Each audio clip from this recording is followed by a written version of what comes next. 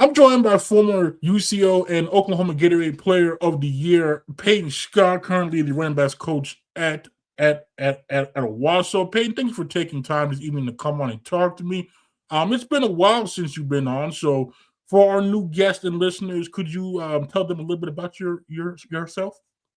And I think it's been, 2.5 years, 2 years, since I've gotten to, finished up my plan. And, I got a chance to go down to Mustang and coach wrestling and coach the running backs for the varsity team. I got to teach 8th grade English. And I've been doing that for about 2.5 years. I got my certification in English. And then I just took a job at Owasso up in Tulsa, a little new start. Getting back in the Tulsa area. I'm going to be teaching 8th grade English, so it'll be a little different, but I love it. And I think the burning question that a lot of us had now, because on senior day, you jumped in the waterfall. Now I have to ask, what was that experience like? I tell you this, man. I knew I had to. I mean, we all talked about it. I mean, I told everybody I was going to jump in it. Now I blink my eyes and I see Lamb doing it. I see, all these cats doing it. I'm like, man, I need to get a little credit. I'm joking. But nah, I love going back there, seeing, the All-State stuff's going to be there this year with OCA, the Oklahoma Coaches Association is going to be there. So I get to go back to Edmond, see all the sights and sounds, touch that turf again. I told my kids, we make the finals, we win that thing, man, I'm jumping in the waterfall again. I got to relive it. Now, did you have any hassle when you tried to jump in there? Did anybody stop you? Did they just say, well, it's senior day, we'll let them have this? Was there any pushback towards that? Nah, I will say the only pushback I got was not understanding that there was a crate at the bottom. So when I hopped in, I scraped my hand. I was like, oh, I just got to lay here, let the water just flow on me. And now, did that experience, though, live up to what you were hoping that would be like when you made that jump? I mean, have you been under a waterfall? I mean, you're telling me even at a splash pad, you know what I'm saying? You just stand underneath. It's that same feeling. It's that same feeling, man. You lay on your back, you're like, man, 5.5 years. This is why I did it.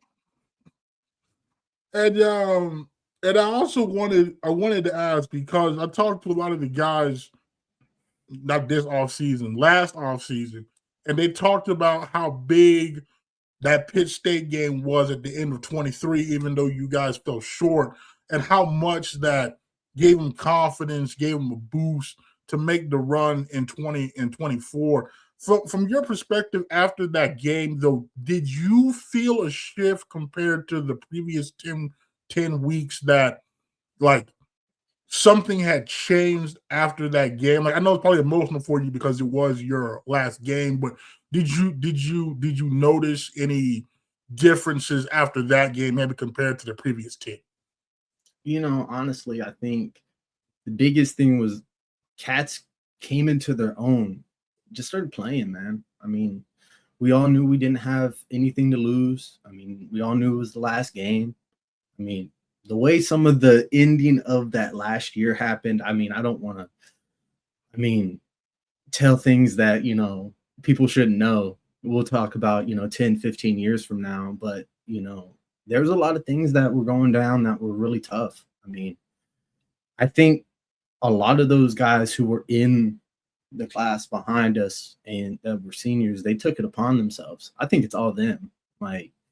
They had to get rid of guys like me. They had to get rid of guys, that senior class. I mean, we were old. We knew a lot of football. I mean, and that sometimes is a problem.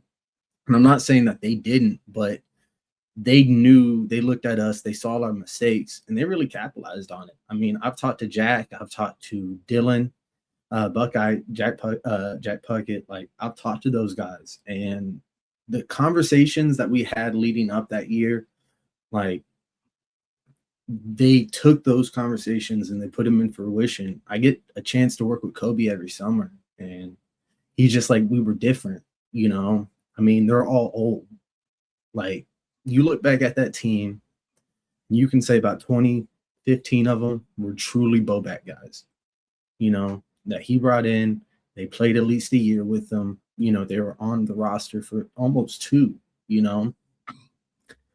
Comes with a lot of experience, you know, and those guys, they were dogs. I tell this to this day, you know, Noah West, Kobe Stevens, Noah Dobson. Like, I can go down the list about stories of them growing into legit ball players, and they'd always been them.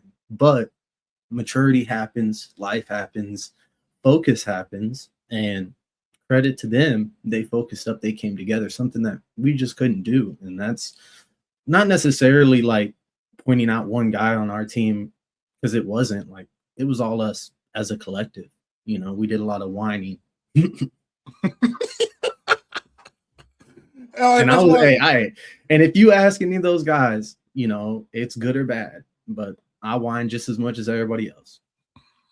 Well, like that's why I always said, like, I felt bad, like the way like you, Cooper, Marlo, Lane, Raekwon, because I felt like as a collective though, like you all deserved better than that, because I'm like, these guys, they could have left after the coaching change. They came back, they bought in, they helped set the tone in 2022, and I was just like, I kind of hate the way that they went out in 23, because I feel like a lot of it wasn't solely them. But I also remember, I think it was after, I think it might have been after Emporia in 24. I think you like broke the team down. And I was like, see, though, I'm glad you were able to do that, because I felt like, you know, you all played a part in that. And that's what I was trying to convey to, I think, you and Raekwon during that playoff game, was just like, you know, I know it didn't end the way you wanted it to end, but like the impact, like I said, you know, I look at Andrew Carney willing to play fullback, running back, tight end.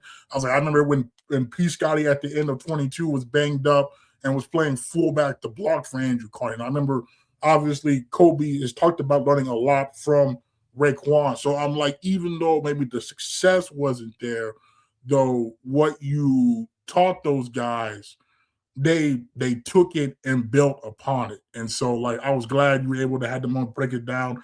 I think you got to hold the trophy. I know Dante did.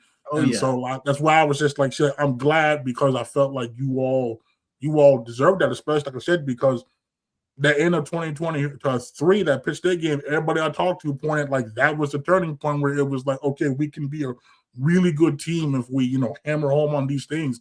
And I think that we saw that. So But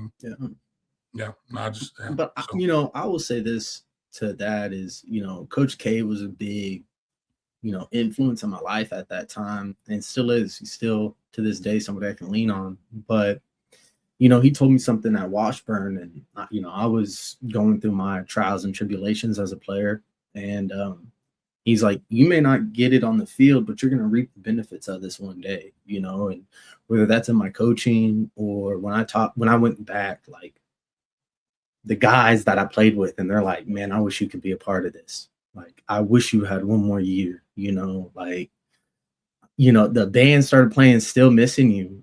And I'm like over there, like, shedding a tear, you know, because like you know, being part of the team, being in that locker room, you know, rocking UCO, like, there's nothing better than that. And that's one thing that I would say that group did that was, you know, probably the best I'd seen since I came in, because I came in at a good time.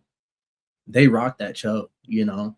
They wanted to be Broncos, you know what I'm saying? And all those guys took pride in being UCO Broncos. And I hope that leaves a lasting impression on the guys that they played with that are there, you know, because that's how culture happens. I mean, I remember going into recruiting meetings and seeing UCO third all time in Division II wins, you know, and I'd tell guys that, and they'd be like, I don't know about that, blah, blah, blah. But I'm like, I got sold on that. I believe it.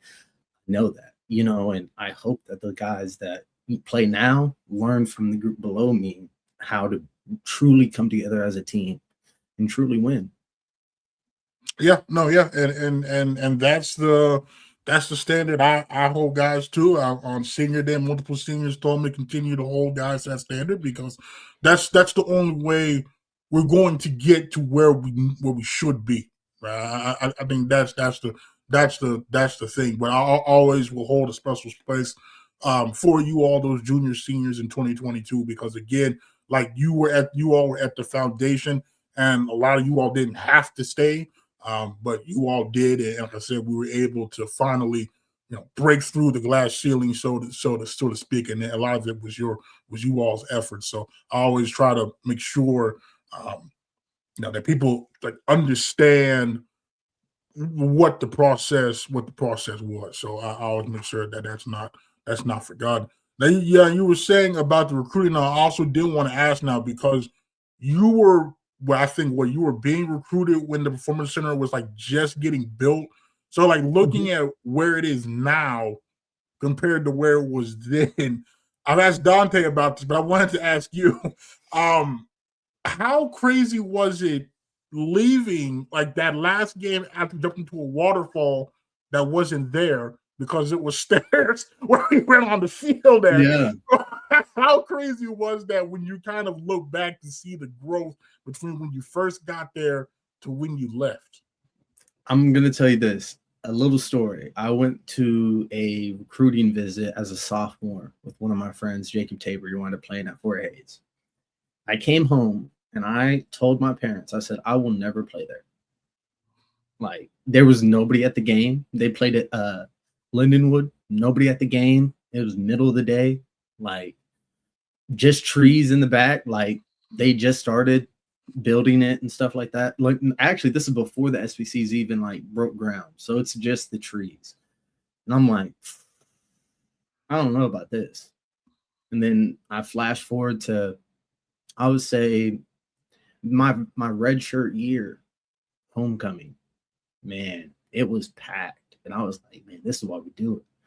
Flash forward again, I was done playing and I came back and I'm like, man, they're on a win streak. There's a bunch of people in the crowd. I was on top of the SPC and I was like, man, this is, I see it. I see the vision.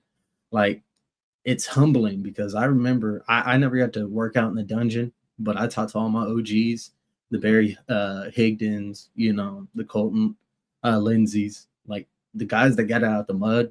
Oof. I wish I could have been in the dungeon, but it was nice being in the SPC. But I can't imagine as a new recruit, being able to see that compared to some other places. And even now, we're, about 6 years out from it, being constructed and us moving in. And there's some facilities now in Oklahoma that, maybe are better than them, with ECU building their new facility, with NSU building their new facility. I mean, it's an ever-going climb to try to get the best facility in Division II in Oklahoma now. In Division II, MIAA, I mean, I wonder when the Chos are going to make that other decision, that everybody's been talking about. Oh, what are we going to do with that space by the annex? But, I know that, with the way the program's going, I know they'll make the right decision here soon. Oh yeah, no, yeah. I talked about that in a video I had a couple of weeks ago. Yeah, no, I think we're trending that way. It's going to take some time. I feel like we need to have more sustained success. I think like you string together some more postseason appearances, postseason wins. I think, but everything else is most definitely like in place for us when we do decide we want to make the jump. I think we'll be successful. But like I said, I think it's got to be the right time, and I have faith in our AD. I think he knows, so I'm not too concerned there. I was gonna say now. Well, okay, now transitioning into your coaching career. Now what kind of was the process for you after you graduated? Did you always want to be a coach? Did you kind of think about it How did that process work for you? Well, my dad coached me growing up, like throughout youth football. He was always the reason why I coach. I was young. My grandfather, he was the head coach here at Sand Springs for 10 years. He was the DC there for about 10 more. So I've always been around it. I knew it's funny. I got my degree in mass communications. I did broadcasting, all that. I knew I either wanted to be a coach or on television talking about sports. So it was one of those two decisions. I put myself in a decision or a opportunity to do either one of those things. And then after school, I kind of just hit up everybody I could, all the guys that coached me, all the guys who coached at UCO. Hey, what are some of the things that I can do to get in? I took a GA job actually up at Northwest Oklahoma State to be a receiver coach. And then Coach Waleed Gaines reached out to me about Mustang, being a running back coach, kind of showed me the pay scale, things like that. And I was like, that's a little different. And I was like, okay. So I went that route and I've enjoyed it, but it's rocky at first. It's hard to get in the door somewhere. I'm blessed that I, knew somebody. I always tell my guys that I played with, like, hit me up. I talked to J-Mo about getting in there. I talked to Jalik about it. Like Kobe, I've helped Kobe out a little bit, and they do their own thing and they make the grind work on their own. They just come to me about the public school stuff and getting, legit and things like that. So, but, that's the hardest thing, is getting your foot in the door somewhere. And I'm over at Owasso now. Coach Pruitt, he was a UCO player in the early 2010s, 2012, 2011, some rough years. I knew him through some Bowback guys, linked up with him. But again, always ask the guys that you've been playing with, all the guys that you coached, coached with you, coached against you, all those things, recruited you in the past, all those things. Reach out to them so that they know, hey, this guy wants to coach, and if I got a guy or I got a position, I can hit this guy up.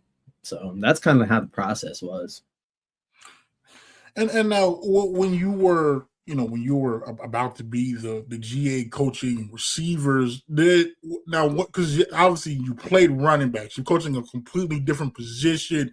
Did that scare you, concern you, knowing like, okay, I have experience at a high level being a running back, now I'm coaching a position I haven't played? How do you think that would have gone for you, I guess? Well, I always try to rely on my resources. And that's one thing that I always kind of lean in with, is that I know a bunch of guys who can do it. I know a bunch of guys who know it. I ran routes. I was lined up at receiver. I did all those things, but I can get the nitty gritty of it, the technique side of it, from somebody who's done it, who plays at a high level, who coaches at a high level, and has done it for a while. And I can take that and transition it, because football's football at the end of the day. I mean, receiver, running back, once you catch the ball, you're a ball carrier. So the before you catch the ball stuff, blocking, all that stuff, I mean, I blocked in space, all those things. Not really intimidated by that stuff. Football's football.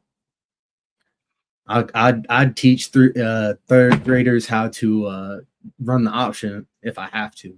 If I really want to, I'll do it. Because if I run away from coaching something, I'll run away from coaching the thing that I love to do. And that's kind of what I tell people. And now, when you first started coaching at Mustang, how tough was it to go from player to coach? Because, usually you just go out there and do it, but now you can't. Now you've got to try to put them in position to go out there and do that. What was that adjustment process like? Well, I'd say mine was a little easier than others. I still think it's a more mental game than anything when it comes to that, about just putting your ghost in the closet, dealing with your everything that you have, baggage, all that when it comes to the game. That's the hardest thing, is getting out of that mentality. Like, oh, I can still do it. I can, and putting the kids first. it wasn't a hard transition. Thankfully, I was blessed. My last year wasn't like I was playing a bunch. I was playing a bunch in roles as fullback, blocking, third down, stuff like that, but I wasn't the dude.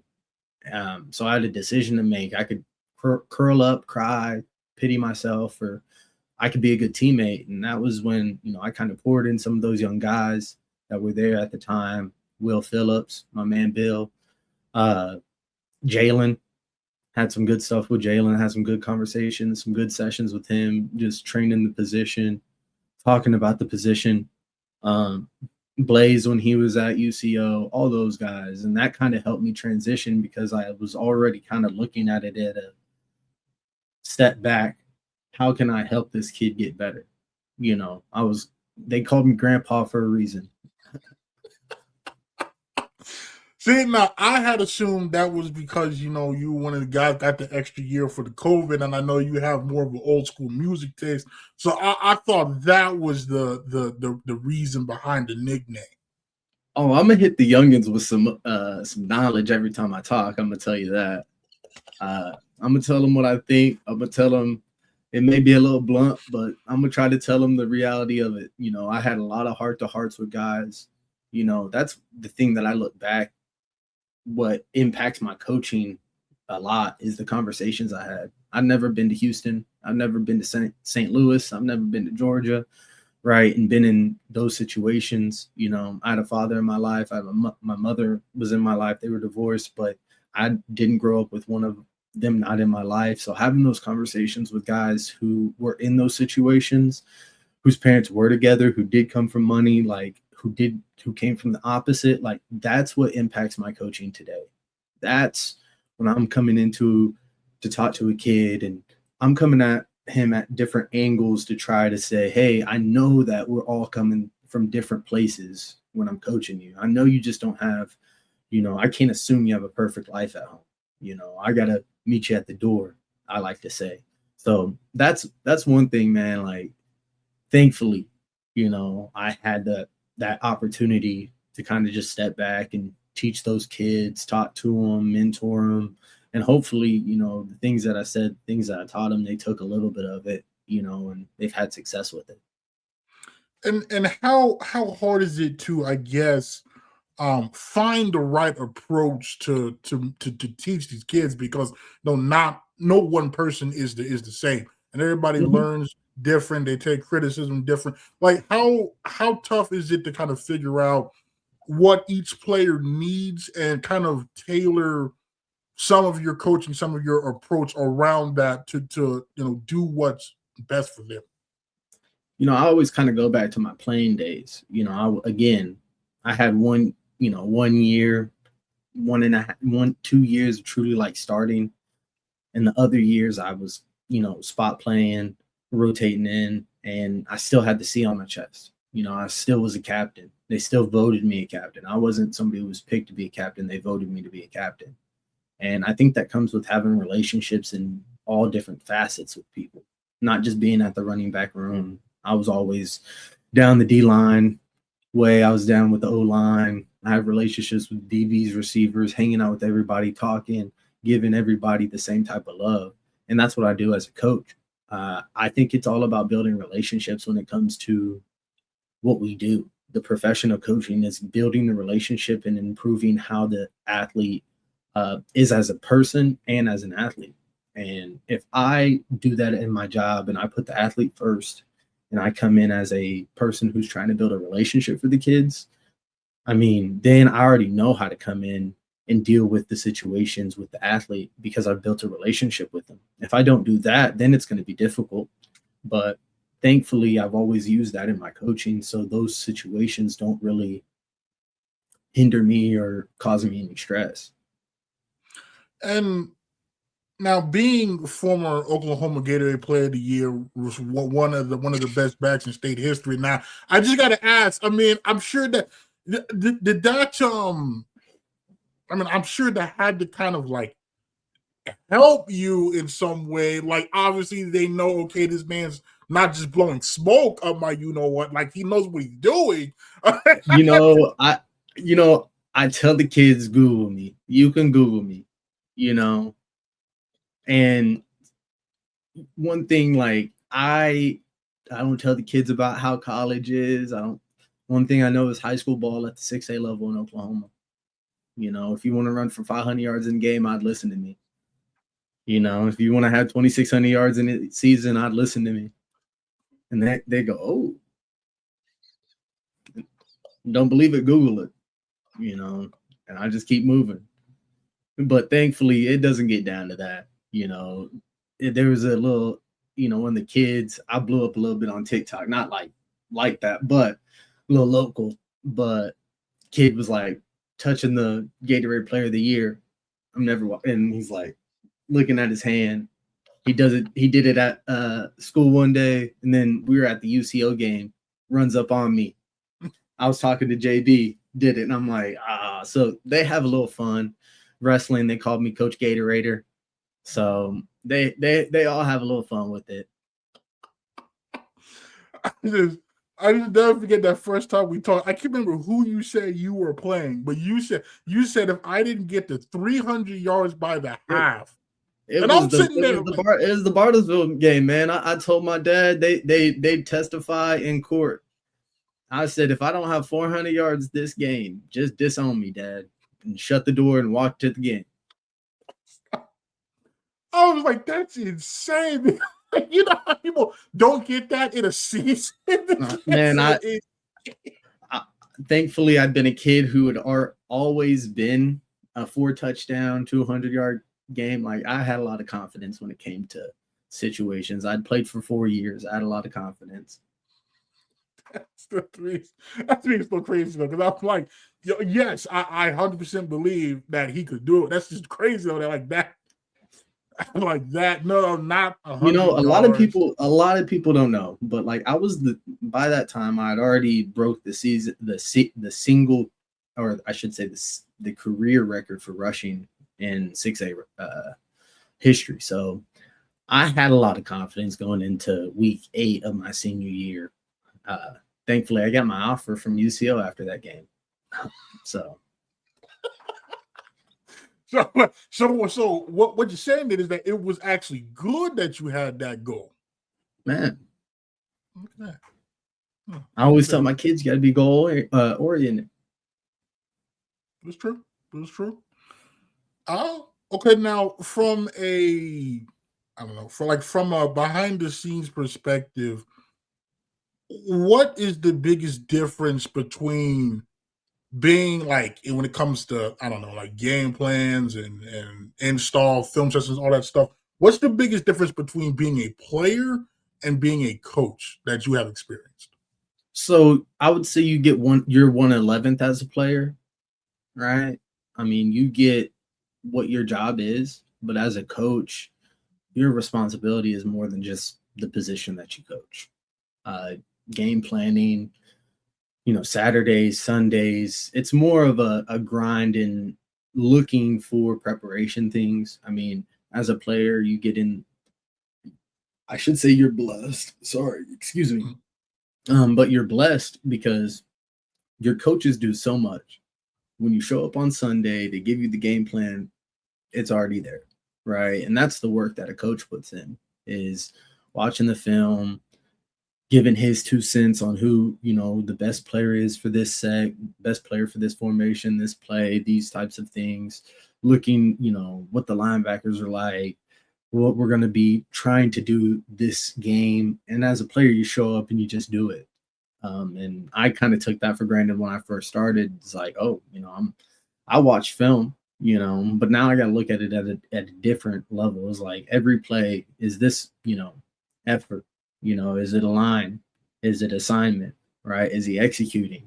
And I was just having to do that for myself, and at my older years, I was doing that for other people as I got better at note taking and watching film. But as a player, it's really, you're getting told what to look for, right? You're getting the study guide with the answers already on it, right? The coaches are making the study guide, right? So that's kind of how I would sum it up. And that takes a little time. That takes a little bit of knowledge. And I think at the college level, a lot of players already have that. You play 3 years, you play 4 years, you're built for it, right? If you're a guy who's a right-hand man for your position coach, like you're not too far away from that. But it's just, I would say 10 more hours in your week, 15, depending on what you're doing. And did adding that to your plate, like did that come? I won't say it came easy, but like, was it a massive challenge for you, or did it kind of come naturally? I would say like you replace the time that you're doing the work with you not physically doing something, you're mentally doing something, right? I was a guy working out twice a day, doing all those things, being in the facility, going to the training room, all those things. Like, if you look at it, it's the same time. If I'm going to show up at 6 a.m., getting in the training room, that's when all my coaches are showing up. And if I stay for after and get treatment after, I'm leaving probably about an hour before, 2 hours before my coaches, So with school, you doing workouts, my last year, I was working and playing ball, doing broadcasting and playing football. It's a tough thing. So the grind as a student athlete built me for this. I mean, that's why they say student athletes have a high succession rate in business and after the playing field, because it builds you for it. If it's not training, you were doing something else, right? You were doing something else for your sport, and that's all you're doing as a coach. And what would you say has been the biggest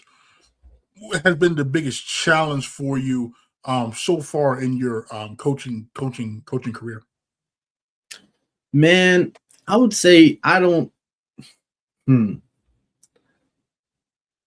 think it is the grind. I think it is understanding why you do it. I'm thankful that I found early why I do it, and I'm okay with the grind. And, it's not a lot of glory when you're a high school coach, but the reasons why you do it, the kids that you have in class and all those things, like it makes it worth it.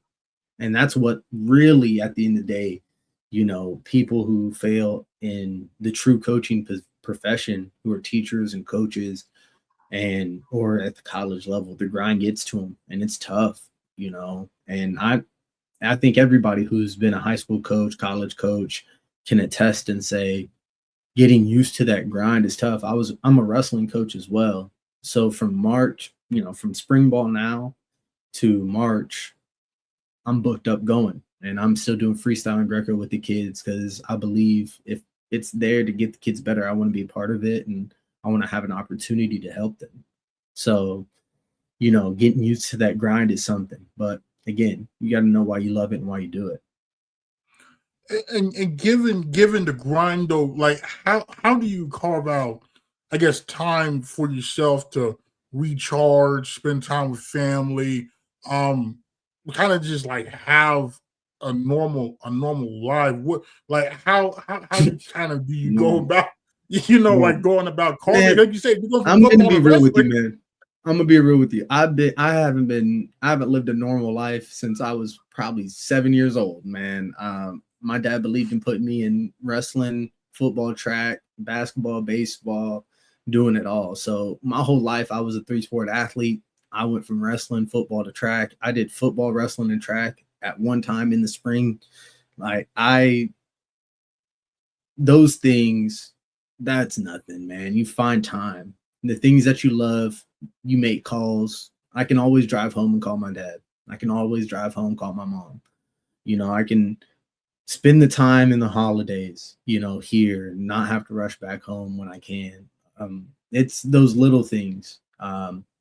So I think it's just like being an athlete when it comes to finding time. I have time off. When I have time off, I utilize it wisely. I recharge my batteries. I talk to family. I'm not really a trip taker, never was. So, I like to just relax. So everybody has their own thing. Everybody will say, oh, that's not, how I do it. But, I just like to relax at home. I watch movies. I'm a pop culture guy. Like, I enjoy that stuff. I listen to new music. I talk to my friends about music. That's how I kind of decompress.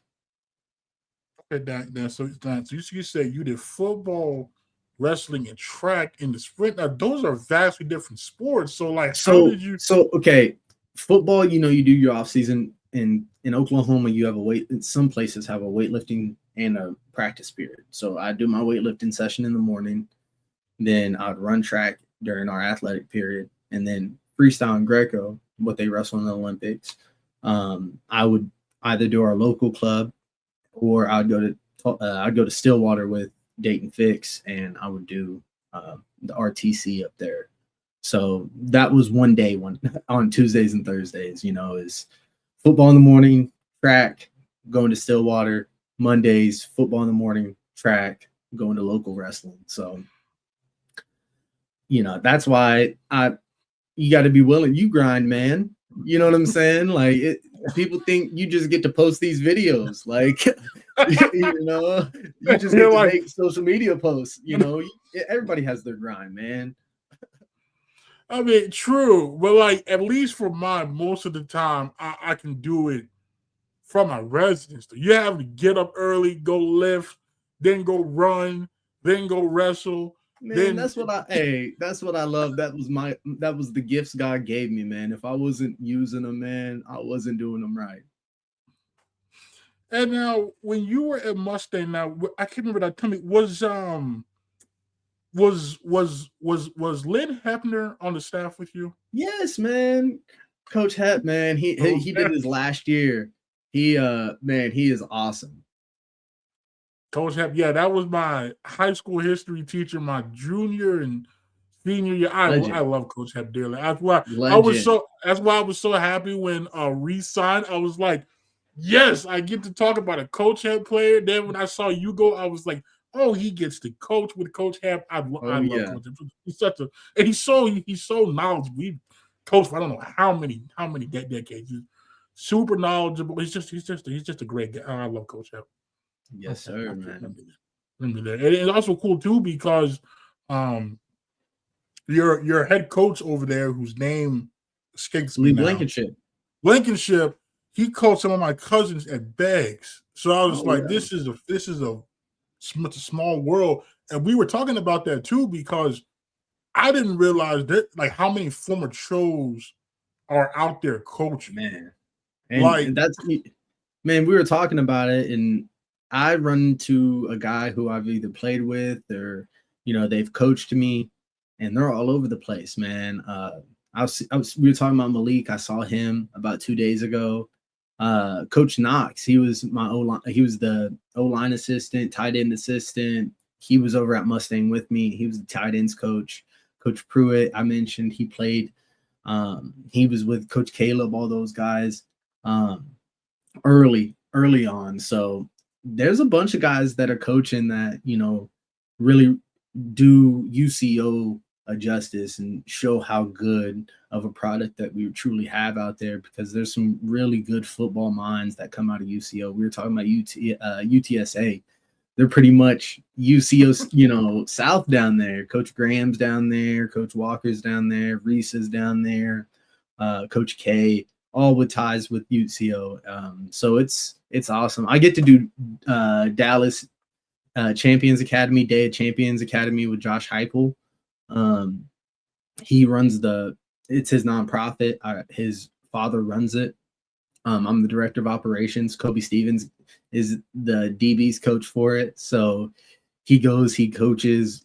We have a bunch of guys that either played with UCO or coached at UCO that come through. Coach Patterson, Steve Patterson, he was at Mustang. His dad was the DC in the early 2000s. So, it's a small world, and I'm blessed that I get to be a part of it. Even, Kane Wood, he was a tight end at Mustang. He's going down to play at UCO this year with his brother Cannon. Alex Dudley, he's a Sand Springs kid. I've known him since he was, a baby, and he's going down there. So just the connections that you make and that go through UCO, it's awesome, man. Yeah, we're talking too, because even some of your former teammates, with Trey Wormington, I think it's still at Norman North. Trey's at North. Yeah, I saw him down at Norman North. Levante is at North. All right, he's at Norman. Yeah, dude, there's a lot of those guys in there coaching. Love to see Steph doing his thing. Love to see J-Mo doing his thing. Jalik, got to see him last year when we played Edmond North. It's always a blast when you see a guy. Danny Armstead, he was a Cho. He's over at BA right now being a receivers coach. Jason was helping out at Booker T for a little bit. Oh, really? Yeah. So there's a lot of good. guys. Jake Sisler, he went to UCO for a couple years, graduated from OBU. He's over at Kansas. He's an O-line coach. Trace Lynn, he was at UCO for a little bit. He was at Victory as the DC. Yeah, man, I go down the list. There's a bunch of guys from UCO out there doing their thing. Yeah, you got Sam Nobles coaching Gabe Grazer's alma mater. Yeah, that's me right there. It was wild. And then we're talking about Carson Smith down in Blanchard. Oh, really? Okay, him. Good. Yeah.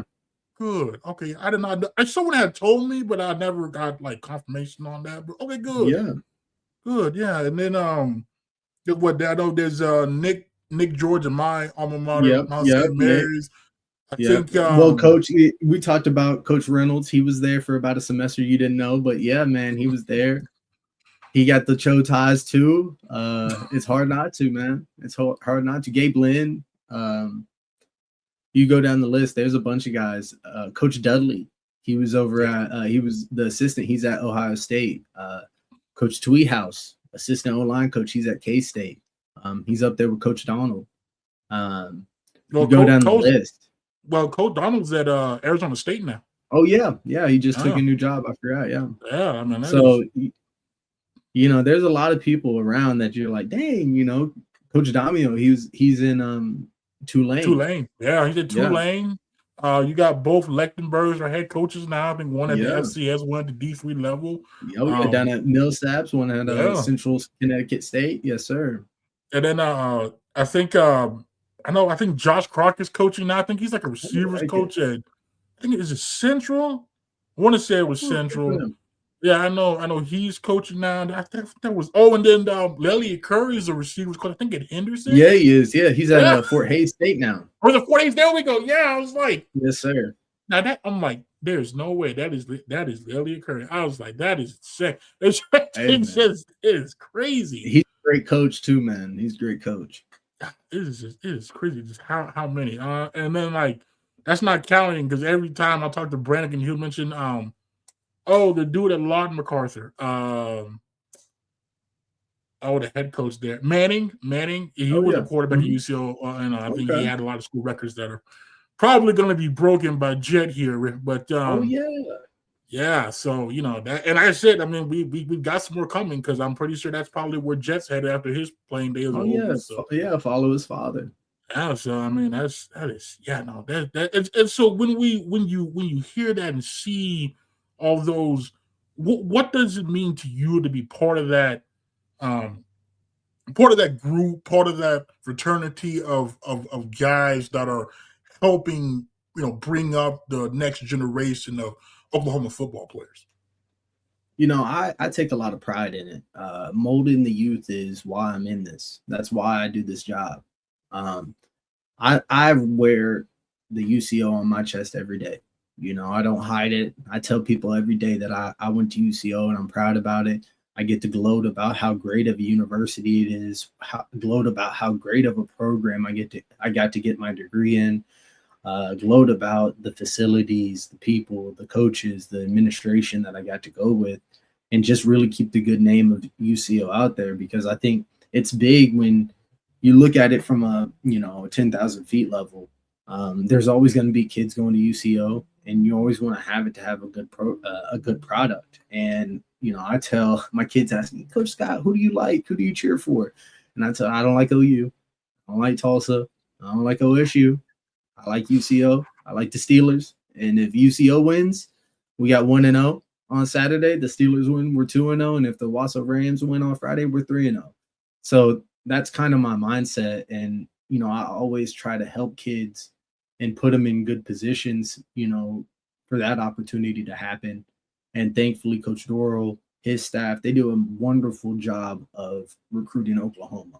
And I'd say that as an Oklahoma coach, they're in the high schools, they're talking, they're showing up at practices, They make it easy for a kid to come up to me, ask me where I went to college, say UCO, and thankfully I played under the head coach, so I get to say good things about Coach Doral, and those kids really respond and take what I say and kind of run with it.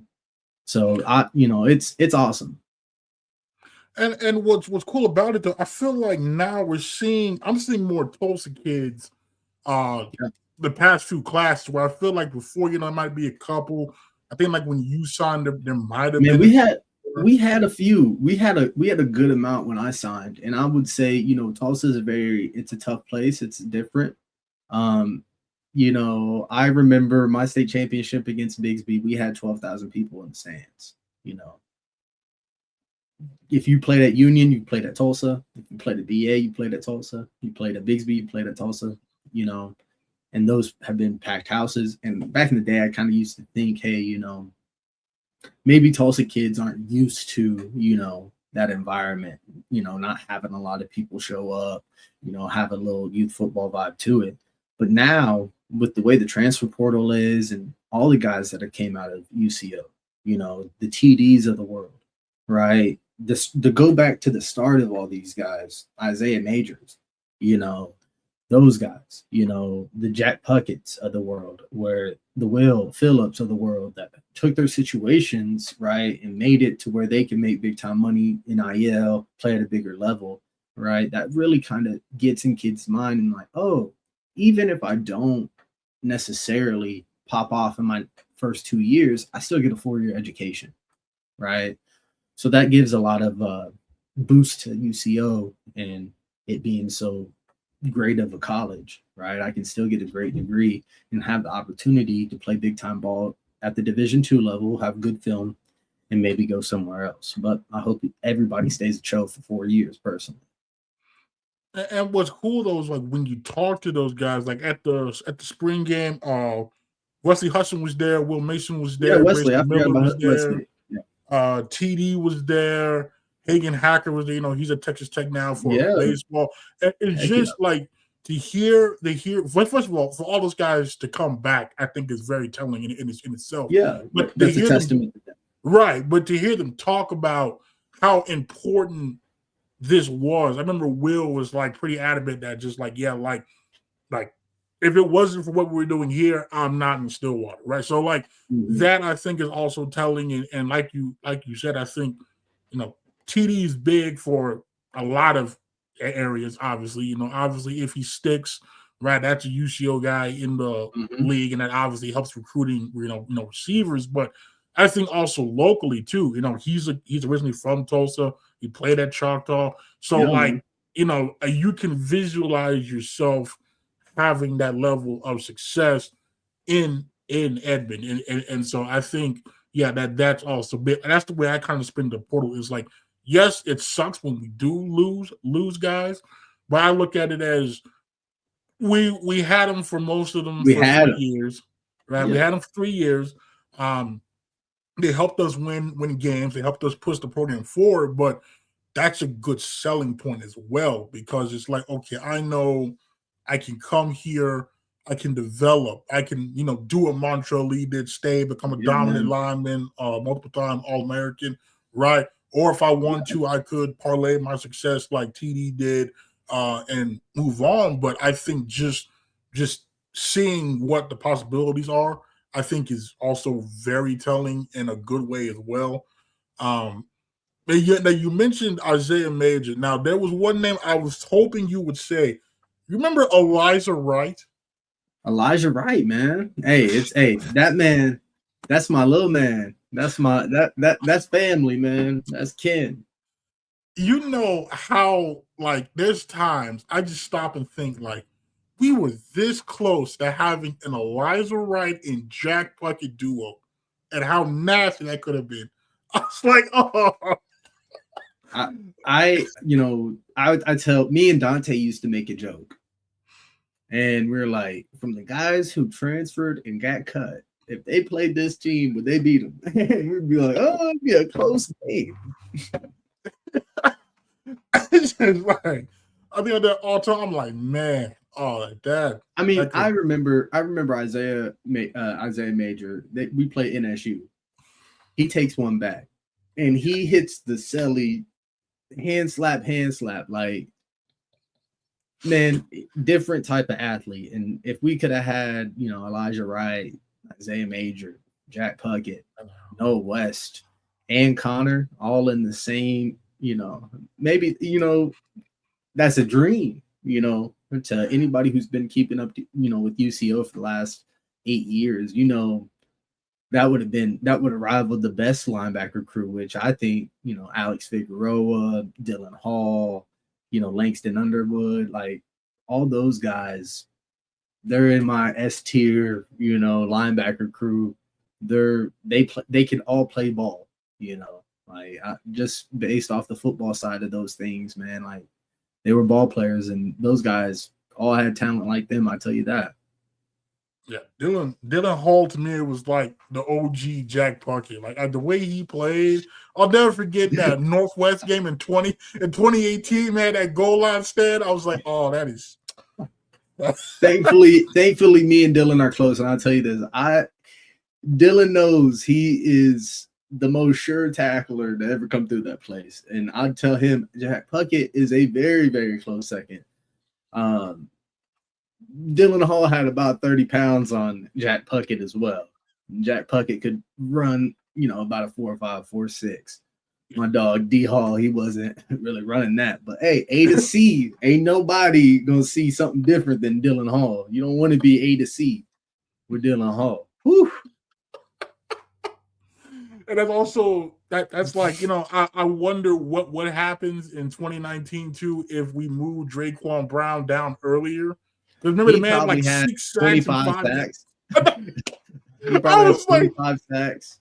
I remember talking about that, and he's just like, "Yeah, we probably should have done that earlier." And I was like, "Yeah, I was like, bro, we went 5 games, didn't have a sack, and I was like, yeah, okay. Man, that was the same year we had 34 yards rushing. Man, I don't want to talk about that year, man. 2019 was a crazy year, man.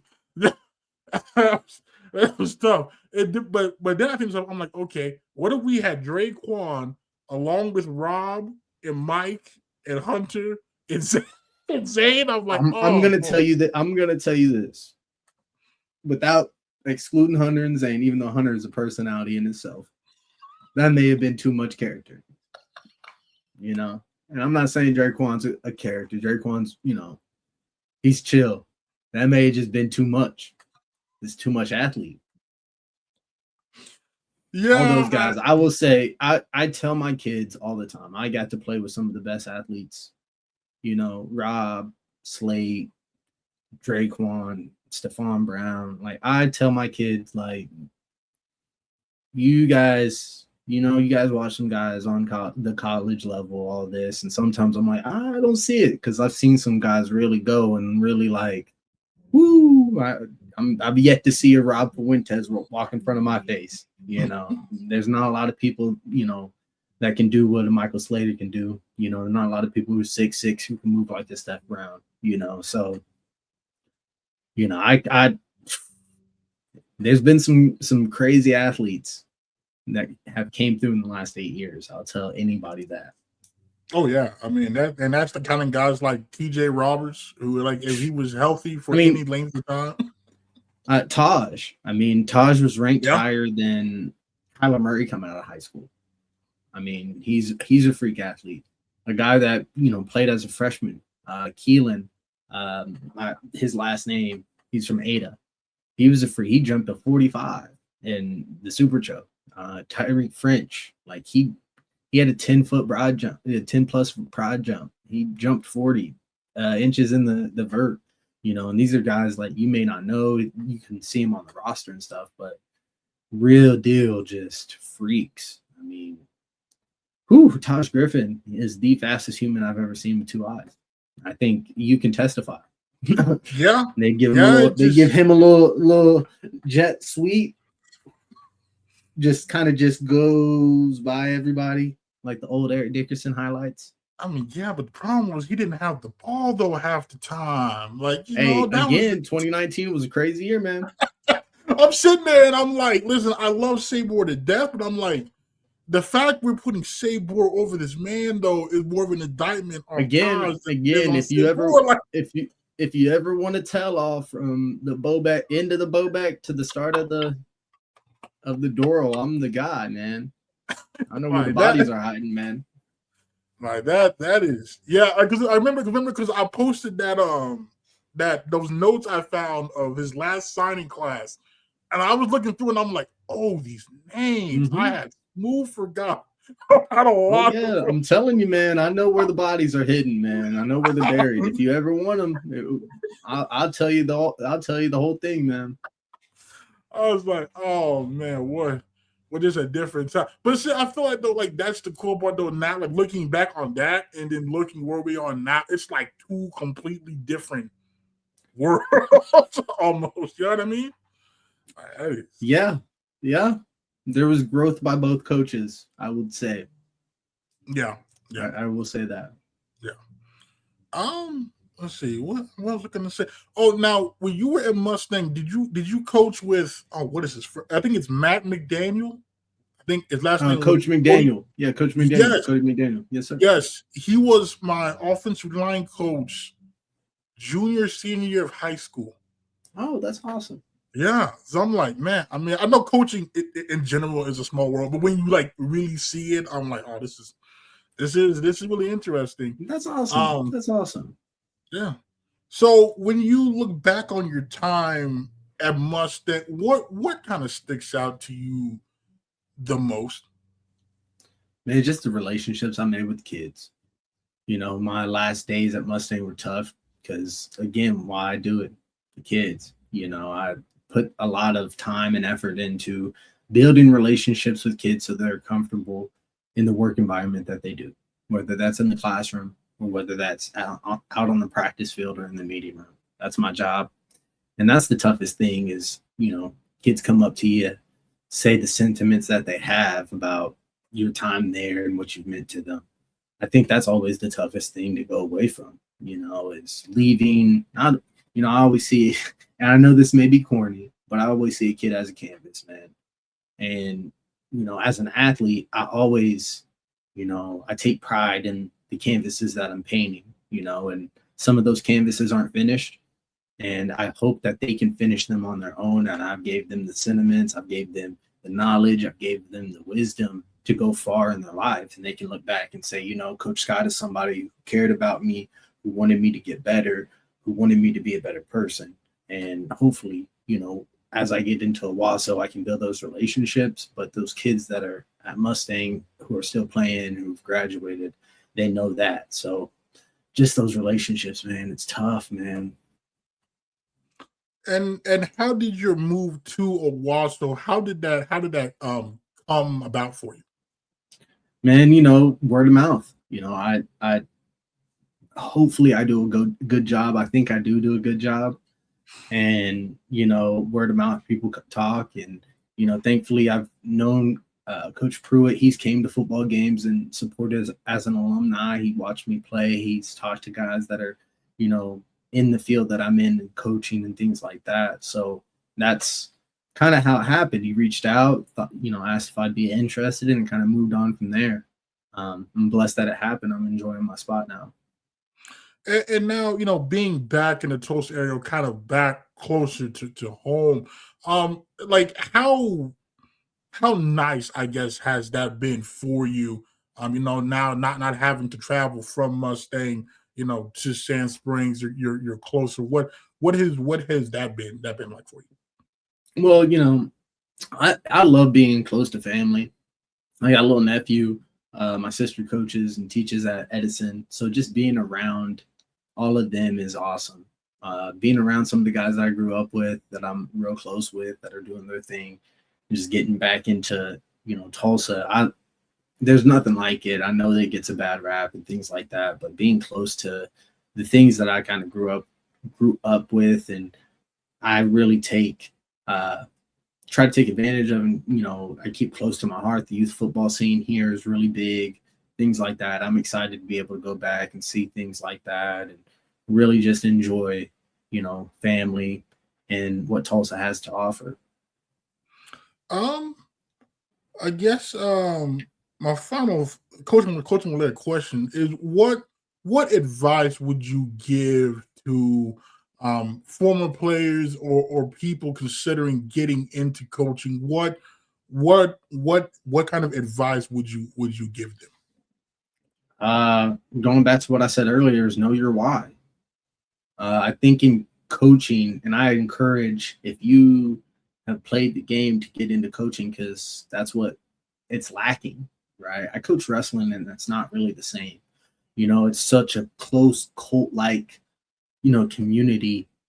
There's not a lot of people who never wrestled who were coaching, and you can't really say the same thing about, football. So I really do plead with everybody. If you have a knack, if you have, a feeling to coach, go coach. But again, you got to know your why. You got to always go back to why I'm doing this. There's long nights. The kids sometimes don't, go with the things that you want them to go with. There's a lot of, time away from family, but you have to understand why you're doing it, and you're going to affect a lot of people. And you got to understand that the lives that you touch and the lives that you talk to, right? Those people, whether it's good or bad, they're going to have that in their mental till they forget about it. And that's what they envision of you, like you brought up Coach Mack, you brought up Coach Hep, right? That's why you should coach. You're old, you're doing your thing, you're grown, and you still look back at those coaches and you can still smile about them. You can still have great memories about them because that's the point of coaching, right? And if you always stay true to that, this sport, right? I shouldn't say the sport, but this profession is the best profession ever because nothing will give back. Nothing will make you feel like this, So that's my advice. Know your why if you're getting into it, right? It's not whatever, man. If you want to coach, you want to teach kids, I guarantee you can go down and coach a youth football team, right? And I pray that you do because we need guys who know the game and know fundamentals and know technique that are teaching it. I'm gonna say now. Earlier we were talking about your playing days. I almost forgot. Now the Kearney game of 2023. I remember Coach Doro talking about how you were really sick the week of that game to the point where he didn't know if you were going to play. And I remember you had a key catch on third down that really kind of helped. I think helped us there. Kind of talk about how sick were you though leading up into that game? So what a lot of people don't know is I missed 5 games my redshirt sophomore year in 2019 or in 2021. I got diagnosed with IBS and I had some problems with my esophagus. It was closing. So I was throwing up and things like that. So I dealt with that from 2021 to the end of my playing days. So that's really what was happening. I would have a little IBS episode / with my GERD and all that. And I'd just be throwing up for about 4 to 5 days, just straight. Couldn't put anything down. It'd be water. I'd throw it up. Food, I'd throw it up. So I missed, 5 games 2 years before Doro got there. And then that senior year, just, I got sick again and came back. And again, knowing and being prepared and really being the right-hand man of Coach Gilbert, or actually it was Coach S at the time, Coach Snyder. So just being the right-hand man with him helped me out in that situation because I already knew everything. But yeah, man, it was 5 days straight throwing up. Yeah, because I'd asked about you and Marlo because you all had some key plays in there, and he was talking about how you were really sick, and I have been meaning to ask about that, and every time I just forgot. But okay, yeah, that was okay, yeah, because I remember that because you had several first downs though on some catches there. I was like, grinder, man.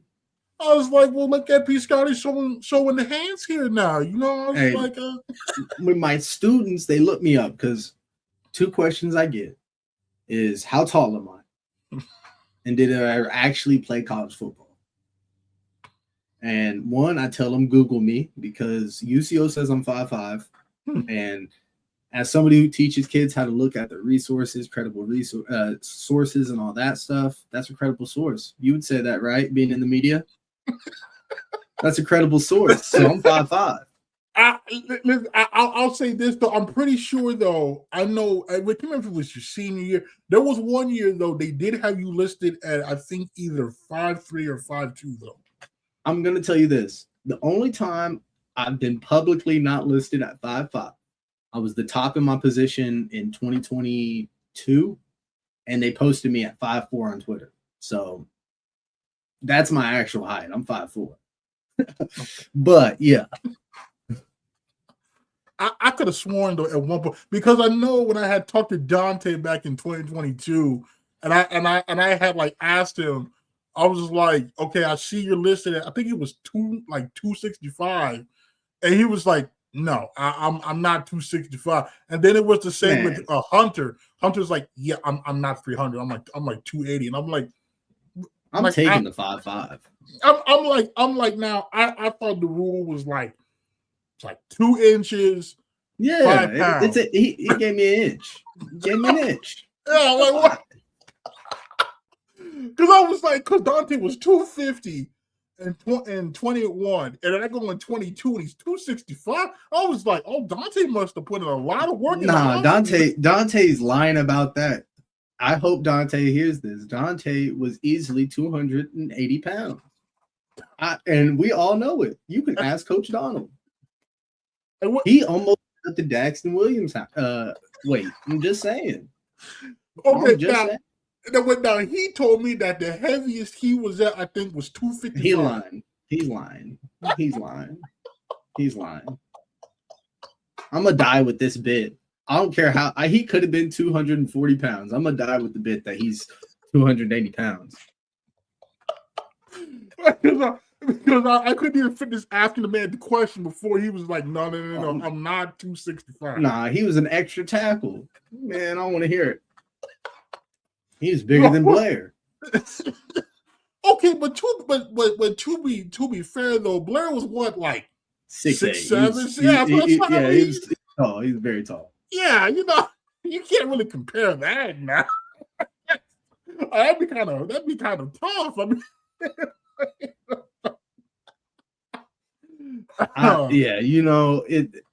I'm never gonna let him live that down. I recall him being easily 270 at one point. Okay, that is not a lot, but he's gonna say Pete Scott's lying. When I was in high school, they had him listed at 6'8". We played him in high school. They had him listed 6'8", 250. I meet him, he's 6'4". Like everybody over 5'11", 6'5" to me. But to be fair though, like the high school measurables though are all kinds of bad. Because like as someone that was, because I filmed in high school, and I know for a fact, I looked at a roster and I'm like, okay, you are not 6'3", you are not 180, you are like 5'9", $155 wet. What are we doing? Like 1,000%. It's some of the worst. I'm like, we're not even eyeballing this. We're just I should have told them put me smaller. They would have came up on me thinking it was sweet. Just ran through them. Yeah, the high school measurables, you cannot take that. You gotta take that with a grain of salt most of the time. I'm like, this is not accurate. This is not accurate. Okay, now finally here. Now, I would be remiss if I did not ask about our Pittsburgh Steelers. Now, obviously Tomlin retired. How do you feel about the Mike McCarty hire? Man, I'm going to tell you this. I don't know. For the first time in my life as a Steeler fan, man, I have no clue. No clue what's going to happen with him. I think Coach McCarthy is a great coach. He's done great things. He's an older coach. Just like every old coach at every level, they battle not being passed by time and not letting the game pass them up and evolve while they're not. Thankfully, offensively, he's really good at evolving with the game. Defensively, we're going to have a first-year defense coordinator. It'll be interesting to see kind of what he does. I know that he's talked about, getting them into a forefront a little bit because that's what they did a little bit when he was with McCarthy in Dallas. So it'll be interesting. They have the talent on defense. I think Drew Aller is going to be an interesting evolution. See how he develops. I don't know, man. Having one more year with Rodgers, it doesn't give me making the Super Bowl. Yeah, I was going to ask about that too, because I remember when they picked Drew Aller, I was watching it with my dad, and he was just like, really? And I was just like, okay, but you had to know. We're talking third round. At this point, he's sitting there. Like I was sitting there like, we got 2 third-round picks. One of them is going to be Drew Aller. So when they called his name, I'm like, okay, I'm not surprised. And I know it's like, okay, Drew Aller. I love it. Yeah, I was trying to tell him that. I'm like, okay, yes, I get the fact, sure, numbers wasn't great in meaningful football games at Penn State. But I'm like, you got to look, all the tools are there. He's tall, he's got a big arm, he's mobile. He played in Pennsylvania, so we know he can play in this kind of weather. I go by what Mike Tomlin says all the time about draft evaluations. And I take this into coaching, right? Anytime it's his eyes are bad, right? His technique, all those things, that's a lack of coaching, That's not something that you're like, I can't work with. And Drew Aller is 6'5", he's 230 pounds. He has the true NFL measurables, and he has the arm talent to stay in the league. Even if he doesn't necessarily pop off as a starter, I think Drew Aller is going to have a long career in the league because he's big and he has a big arm. So that'll help him.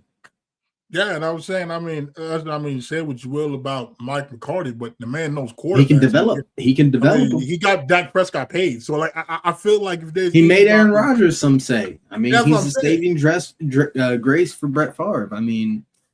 All those things. Yeah, and I'm like, if what they're saying is true about pretty much they're starting from scratch with him on teaching him everything in terms of mechanics and footwork, then, like, I have to say, because it's not like we're this man's supposed to come in here and start. Like, he's got minimum at least a year. I assume we'll probably bring in another vet next year. So it's not like we're going to rush this man onto the field. So I'm like, to me, if we hit on this, then that's fantastic. Because to be honest, we haven't had a franchise quarterback since like 2019, 2020 Big Ben, because the end of Big Ben was bad. Yeah. Well, and here's the thing. It's not just that. It's one thing that Big Ben really kind of benefited from, I would say.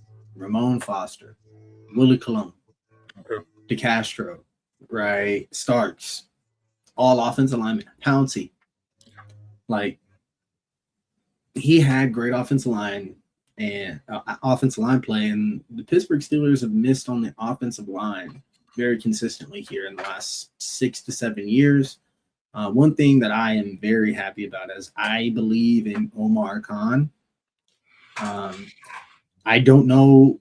This is what, Mike Tomlin gets a lot of flack for, but if we're really looking back at the last draft classes of Colbert, and I don't know how much Mike Tomlin's picking his own groceries, right? That's tough because those draft class, he has maybe one in the last of those 4 that there's a true player in them. So, if Omar Khan keeps doing the things that he's doing, I think the Steelers are going to be in a good position. Not this year, but maybe in 3. Yeah, we that's drafted, crazy to say as a Steeler fan, by the way. Yeah, I know, right? We drafted extremely well. I was saying, like, ever since Omar Khan's gotten there, I walked away impressed almost after every draft. Like, and satisfied. And then even if you look, we've got like 7th rounders. What was it, like Calvin Austin? Not Calvin Austin. Yeah, man. There was the tackle from Maryland that is on special teams, and I'm like, if you have a 7th rounder, not only makes Roman Wilson. They're talking about Roman Wilson popping off this year. He's a 4th or 3rd rounder. Last year he gets hurt in training camp. Now they're saying he's developing into something. I'm interested to see the tackle that they brought in from Arizona State, because I think that the offensive line play that we've drafted with McCormick and what's the other one? Frazier from Washington. Washington. Well, Frazier as well. Yeah, but I think all 3 of those guys are good young pieces, and if we can settle this left tackle position, which has been up in the air for since Villanueva left, I think that'll have a lot of success because there's one thing that I love, and that's Jaylen Warren running the ball. Like, I love that. So we'll have a great run game. That's not what I worry about. It's time to throw it down the field. The problem that the Steelers have had in the last 6 to 7 years is throwing the ball downfield. Yeah, and running the ball.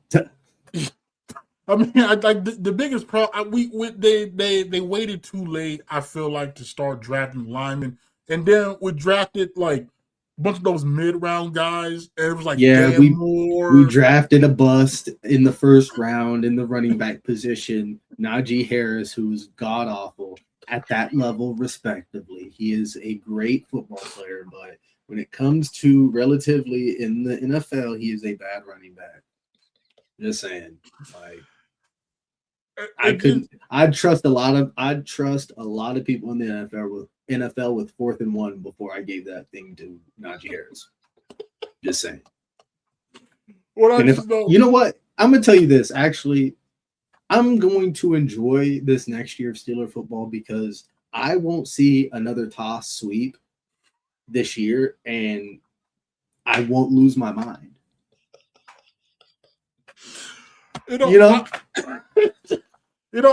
just hoping maybe we can crack at least 20 points again. I feel like I'm not asking for a whole lot. Like, if we could just give me 2 offensive touchdowns again. Hey, I was about to say, dude, Steelers been averaging 21 points a game for the last 6 years. It's just been 3 defensive touchdowns.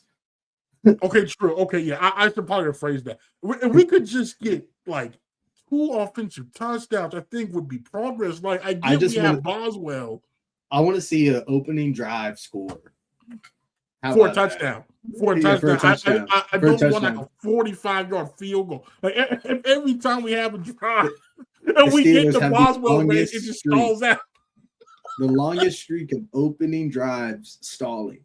Still going on to this day. They're going to break the huddle and take the line of scrimmage week 1 and still have that right on the shoulder. It's like you're just sitting there, and I'm like, I remember in 2020, we were scoring points offensively, and then you fast forward. You remember Antonio Brown? Antonio Brown was the. I still fight with people about how he's top 5 greatest receivers of all time. You could argue with the wall. The immaculate extension in Baltimore or at home against Baltimore. If you're a Steeler fan and you watch that live, that rivals. And obviously it's not the Santonio Holmes catch in the back of the end zone. But that rivals Big Ben's, shoestring tackle. That rivals Troy Polamalu catching, his fingertip interception or the interception in the snow to go to the Super Bowl against the Ravens, right? That rivals that is. But it's cinema. Cinema. It's just I miss those days when we could score points. You remember when you could turn on the TV and kind of relax? We're playing the Jets today. We got this in the bag. Exactly. We played the Jets last year. Played the Jets last year, week 1. We're going down the wire. What are we doing, man? And Justin Fields can't even throw it.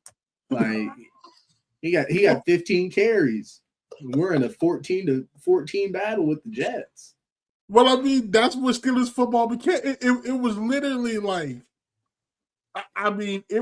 was an ugly brand of football, and it was okay, let's just hope we can kick enough field goals that we can. Here's the thing. If we were good on if we could run the ball on offense, I would have loved the last 6 years. But we couldn't run the ball. We couldn't throw the ball deep. Could play action. I was sitting there what are we doing? When we would do a play action, it would just be a dump off. Yes, it would be a play action. You run for your life and hope that Fryer moves in the flats.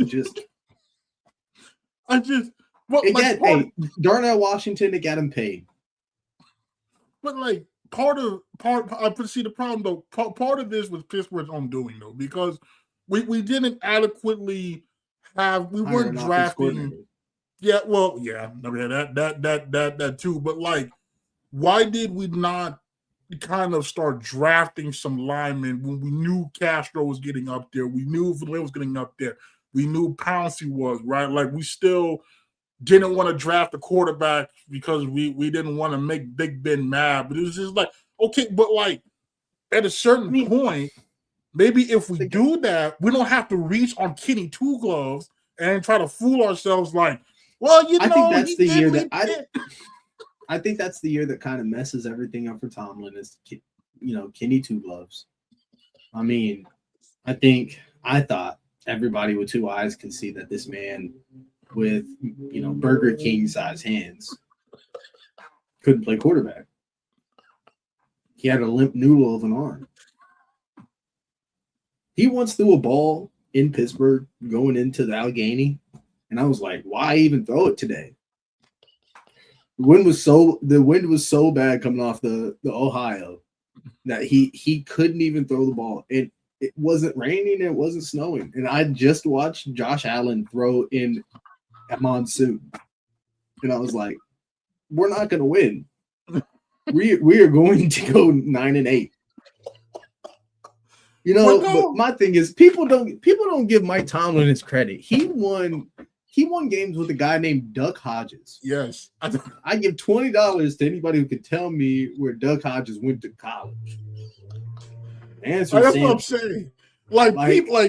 People knock on the man because, you know, of the standard is the standard stuff. But I'm like, listen, if you were there and you knew some of the players he was throwing out, like that 1 year, we brought Miles Jack and Eric Rowe off the street. It was starting there. Eric Rowe gave us 4 great games. That's what I'm saying. Like we get guys off the street. Man, I want to hear that. The years that people talk about, man, Pittsburgh should have won it. We threw out Mike Mitchell at safety. Mike Mitchell couldn't even cover. He just was hitting. We called him the missile. He couldn't cover to save his life. It was Mike Mitchell and Edmonds in the back end. That's nightmare fuel. Like my pops, we'd watch games. He'd be like, I've never seen somebody talking about Edmonds be around the ball and not make a play so much. He'd be in the spot. They just catch it over him. Stop. And then we have didn't we have what was it, Sean Davis too? Who I thought was gonna be like good for. Hey, everybody thought Sean Davis was gonna be something. That Sean Davis was my Corey Trice in 2016. Like I know, they cut Corey Trice 2 weeks ago, and I'm upset because I'm like, he's 6'3", he could move. I know he tore his ACL, he failed a physical. Like, man, he was gonna be one. I truly thought that. Oh, I did too. And that was Sean. I did too. I saw that tape. I'm like, oh, this is a steal. Like that, automatic. I was like, yeah, this is automatic. Wrap it put it in the bag. I said, what the? You remember the great Artie Burns? Hey, I knew Artie Burns was gonna be trash because I watched him get burned against Florida State for a whole night, and they didn't have anybody get drafted that night playing for Florida State at receiver, and we drafted him 24th. I know. I was sitting there and I'm like, did we really just take Artie Burns? Let me tell you, the year before they draft TJ Watt, and I'm like, what are we doing? And then I eat my words, and I was like, I'm not saying anything again.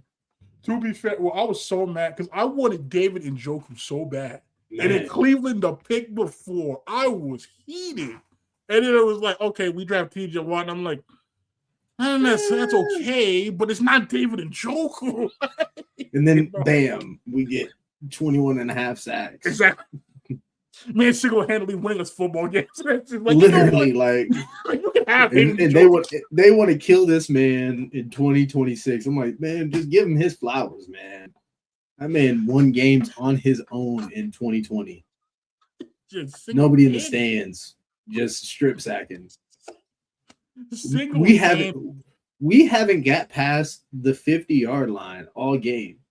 The only 3 times we've gotten past the 50-yard line is because it's been a strip sack, a tip pass, or an interception. And they all end in field goal. Yes. We all and the 3 and outs from the 25, and Boswell is going to have his number retired as a Steeler. No, he has to. He has to at this point. Like this man has been the offense for like almost a decade. Move over, Jeff Reed. Yeah, should never drunk and drive. Dang.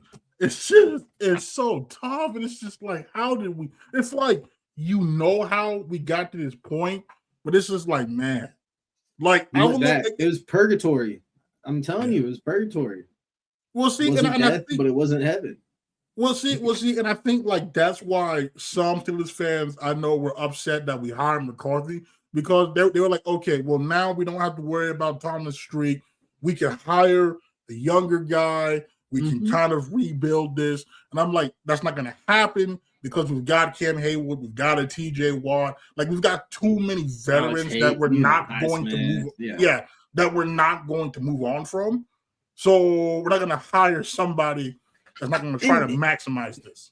Now, and let's look at this from the organizational standpoint. Is like, has defense been the problem? No. Do we lack ability on defense? No. We don't lack talent on defense. No. Do we lack talent on offense? Yeah, we do. Do we lack ability? Yeah. But we also lacked coaching in the area, right? So I think that they believe that the coaching will make up for a little bit of the ability, and they think if we can score, just like we were talking about, 3 offensive drives a game, and the defense is the defense, and they continue to be top 3 in sacks all between all teams and things like that, right? If we can do those things, the Steelers will probably be have a good chance of winning a playoff game. And I can see that. You know, we have all the talent, we have all the ability, we got all the pieces on defense. Throw a young guy who's, still defense oriented, who hasn't been a DC out there, he can make his bones with some athletes. Versus we can throw an old guy who knows what he's doing, knows what he wants. We can throw him with the offense and really show the best of what we have on offense through a guy whose system we know works. So I see it. It makes sense. Yeah. So I mean, I don't know. Like you said, I don't know what to expect. Like I said, I'm just, if we get to the wild card, I'll be happy, to be honest. Like if we get to a wild card, that ain't happening. Yeah, I said if. I didn't say we were. May 26, 2026, 7:35. It ain't happening. I mean, listen. I feel like though, he was able to get a wild card the year where Big Ben could only throw 10-yard slants. Rodgers is probably going to get, folded in half mid-year. We're going to throw Drew Adler out there. He's going to run for his life. 5 weeks. We have Skylar Thompson. If we have to play Skylar Thompson again, okay, I'll see you at the draft. Okay, I would rather though, to be honest though, if they're completely rebuilding Drew Adler, I would feel more comfortable with Skylar Thompson out there at that point, because it's he will die. I mean, he should be used to it. I mean, I'm talking Vietnam style, running through the Normandy, storming the beach. Well, don't we still have Rudolph though, or did we not have that? Again, if we play Rudolph or we play Thompson, I'll see you. We're competing for the top 10 pick. Okay, to be fair though, what I didn't like Rudolph though. Didn't he almost get us to the playoffs though? That one year when he had to start the majority of games though. When I look back at it, I was almost 5'5", technically speaking. I'm just saying. Oh, I never forget when they drafted him, and everybody's like, "That's the guy." I'm like, "Have you watched him play?" He actually has the best winning percentage as a Steeler quarterback in the last, 6 years after Ben. As crazy as that sounds, I mean, that's to tell you how low the bar is, though. He's like 4-2. He's 4-2, and he has the best winning percentage. Ugh. I will say though, Okay, would you rather have him or Landry Jones though? Charlie Batch. Hey, Charlie Batch. Oh, Charlie Batch. Hey, Charlie Batch started a year in Detroit. I'd give that man the cookies. Have it. Charlie Batch. I always remember because back then, we used to actually win games and have playoff berths secured. We would start him at the end of the season, and it was like, hey. I'll tell you this. Charlie Batch came in against the Browns like in 2008 because Ben had a concussion. Hey, I remember being a kid, 8 years old, and I'm like, Charlie Batch. Yeah. He came in, handed that ball off 25 to 35 times, and threw 10 passes, and we won that game. I'm just saying, man. I forgot about Charlie Batch. Give me Mike Vick. Give me Mike Vick. Yes. Give me that Monday night game in 2016 when Le'Veon Bell had to just go to quarterback to win it. Put him at Wildcat. He'll win it. Was that was that the San Diego game where he reached it over? I remember watching that. That's the same game Mike Vick started. Oh, that was the same. Come on now. Oh, the Mike Vick. I will say though that I did feel confident. At that point, I was like, all right, you know what? We've got two quarterbacks that I feel like we could win with, and I had not felt that before, and I haven't felt that since. No, I don't know if I will again. I don't know if I've turned on a Steeler game since Big Ben tore his UCL, and I was like, we're gonna win this. Bro, I mean, no downfield presence whatsoever. I sat there. I think two games that come to mind that made me stop believing in the Steelers and actually being like, we're gonna win today. Actually, three. So Jacksonville, when they lost in the playoffs. Oh. The New Orleans Saints, when Juju fumbles.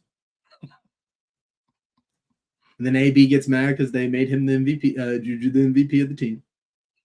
And then the Colts, about 2 years after, we had to beat the Colts to get in, and I'm like, we throw an interception. Oh. We got beat by Phillip Rivers. Oh. Nice. And then throw that playoff game where Baker Mayfield beats us in there too. I was gonna say that to me, that was my low point. Like I turned the game off. I was getting killed via text. Like, well, what's happened? Oh, you're getting ran off by Cleveland. That was like the lowest point. I run the Baker Mayfield hate club. It's in my office area at home. I'm the leader of the fan club. So when that happened, it hurt my soul. Oh, that was sad. That was like that. I had not felt pain like that. I think the worst part about this is that Nick Chubb had about 215 yards on the ground, and people sitting there like Baker Mayfield went out there and beat the Steelers. I'm like, if they would have let him throw it 25 times, we would have won that game. It happened in the regular season. I just that was the lowest I have felt since that game against the Patriots where Jesse James? Hey, yo, I forgot. I want to tell you that trauma that literally was blacked out in my mind. That out of my mind.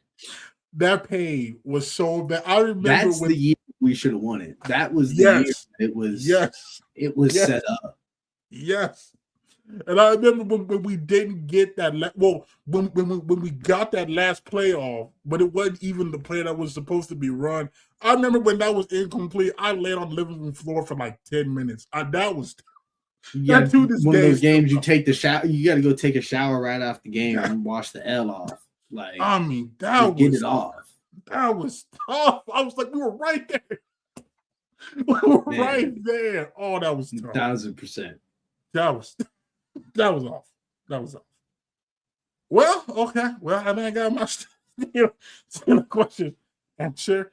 Oh, well, Payton, I appreciate you taking time this evening to come on and talk to me. And said I look forward to watching watching you and your running back unit down there at Owasso this upcoming season, and I'm sure you'll be on TV at some point on the Cox channel. So I'll be looking for you there on the sideline, and I'll probably say, "Hey, there's good old P. Scotty right there." And so I'm wishing you the best of luck, and said if you ever want to come on again, let me know, and I'll be happy to have you.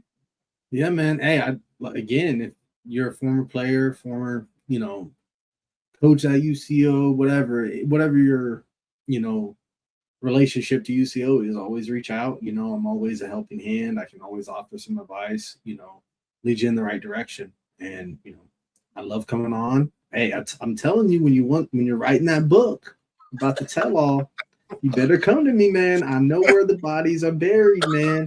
Hey, one thing I've been telling kids, the kids at school, some of the coaches, right? There's only one Oklahoma, and it starts with Central. Just saying. Yeah, I would agree. I mean, we carried the state in 24, so hey, I live by it. I live by it. I mean, you don't want to cover us? Okay, that's fine. We'll make you cover us. Tell them that was so. I wish you were there for that post game after Emporia and after Washington. Bro, some of those questions that was asked, I'm sitting there next to Ian Nickel. I turn to him. He turns to me. We're just like, okay, the questions you're asking, if you just glance at the recap that Chris Brannick sent you, you would know the answer to these questions. You just did your job as a journalist. And so when I'm asking questions, they are all kinds of confused. And I was They're just like, how does this guy know who Andrew Carney is? I have nothing. His bio says he's from Collinsville. How does this guy know this guy's story? I can't find anything on this guy. I remember asking Jalen about his growth, like from 2022 until now, and you would have thought I was talking in hieroglyphs, but like they were so no, they saw him go out there and run for 170 yards off 5 carries, and they're like, oh, he was all-state player. They threw money at him coming out. No, walk-on receiver turned running back. Huh. Well, no, how does this guy know this? How does this guy in the Cho Show hat know this stuff? I'm supposed to be working for Channel 4. Oh, what was worse though? What was worse? I had asked Jack about the defense coming up big against NSU, Washburn, and Missouri Western, and they had no idea what I was talking about. Couldn't look at the game recap. Couldn't look at the game recap. If you just glance at what this man sends you, you would know exactly what I'm talking about. I know Mark Scott somewhere just shaking his head. Oh, Mark was there. Mark was. Hey, I know Mark was over there like, hey, Mark's like. Mark. Oh, Mark's hilarious. It's so funny. Shout out to Mark Scott. We'll see. So first, Mark was already upset because I think they had like the wrong battery for the camera. So he had to go get like the right battery. So he's already mad at this point. So then he's just stuck there because he has to stay there. And he's just stuck there. And I was like, I think the only people that he weren't mad at in that room, I think, was like Ian and I. I'm pretty sure that was good. I think, yeah, because be part of that U Central crew. Because there was Ian and I, and then there was a reporter from the Oklahoman. There was Channel 8, Channel 4. I don't think Channel 9 was there. Maybe they were. I do know that 8 and 4 was there, and then what's her name? She's in Tulsa now. Raven. Yeah, she was there. Yeah, Channel 6. Yeah. Yeah, I was surprised because I thought that's not in her market, so they wouldn't let her cover it. But apparently, she was determined to go cover that. So, yeah. So she was there. So, like, producer. So, what? I said, just got to pitch it to the producer. Well, yeah. Oh, yeah. I know. Well, see, because I know she covered NSU, but I was like, well, I guess you could technically get away with that because that's, I guess, within. Yeah, I think. Well, she was covering OU as well for Channel 6 Yeah, because they do yeah. the frenzy and stuff like that. Yeah, I know Dean she mainly would Blevins, cover like yeah. OSU and Tulsa too. Yeah. Well, I was surprised to see her there because like I was eating my Chick-fil-A sandwich and obviously Brennick's phone's going off the hook because it always is. And I remember him saying, "Hey Raven," I'm like, that can't be because this is not her market. And I'm pretty sure I can't remember, was OSU still playing at that time? But I'm like, that can't be. Like there's OSU, just remember a little brief history. OSU would just perform some of the worst football ever recorded in the state of Oklahoma at the Division I level. It was so bad. Like I said, they had no choice but to cover us. But I'm like, at least pretend to care though. Like that was the thing that like every fan I talked to, it was the same. It was like, yes, I'm glad like Kobe and TD and Jet. I'm glad all these guys are getting their coverage because they truly deserve it. But at the same time, it's like everybody knows it's not genuine. Like you're just doing this because you have no other option. Mm-hmm. And the guys know it too. So it's like, and I think it was kind of understood. Like I still think that's why there was a point made after Emporia and Washita, where like everybody came to me first. And I remember they got like Wilson Odimba, I think, Channel 4 did for their post game. I was like, listen, I love Wilson to death. He's a funny dude. And I'm like, Wilson's played like 5 snaps the whole season though. Like what? Like, but again, if you had known, you know what I mean? Like if you had known, you could have got man. Shouts out to Wilson though, man. Oh yeah. I love Wilson. Wilson's a cool dude, but yeah, no, I think we were in there. But yeah, no, bro, those questions. I wish you was. It was so bad, and then like you could tell they were trying to run off and cover the OU game later. And I was just like, well, I got questions, so I'm gonna ask questions. And Brannick wasn't stopping me, so I'm just going to ask my question. I was going to keep on going, but then Jalen said he had a wedding reception, so I was like, okay, I'm gonna let the man go. Otherwise, I was just going to keep on asking questions because I mean, Brannick wasn't stopping me. I mean, he didn't have questions, so I wasn't going to necessarily stop. So, but yeah, no, that was really really annoying, but. And I think Channel 4 came to one game last year. They came to Senior Day because both OU and OSU were on. I think OU was on a bye and OSU was on the road. And I was just like, really? Again? Like, just it's just, I don't know. I mean, it is what it is. Cover Division II sports, right? Yeah. I mean, it's what it is. I mean, to me, it's their loss because, I mean, you know. And it is what it is. But yeah, no, I wish you were there for that Washita post game, but it was so bad. It was so bad. You're sitting there and I'm like, you didn't even pretend to even skim the packet that was there before the game. Like what are we doing? Like I remember when the Oklahoman did a story on Jet Huff and the headline was just like, it was like how is this 5A quarterback doing it? I'm like, well, if you look at the recaps that was emailed to you, you would know. So I don't know why we're having this conversation. Like what? So you know, like that, you know. But I mean, it is what it is. But yeah, no, I think there were only 3 of us in that room that actually wanted to be there, and I think it showed with the questions that were asked between the various people, But yeah, no. Yeah, no. As I was saying though, I appreciate you coming on, and like I said, any other time you want to, like I said, you let me know, and we can make it happen again. Heck yeah, anytime.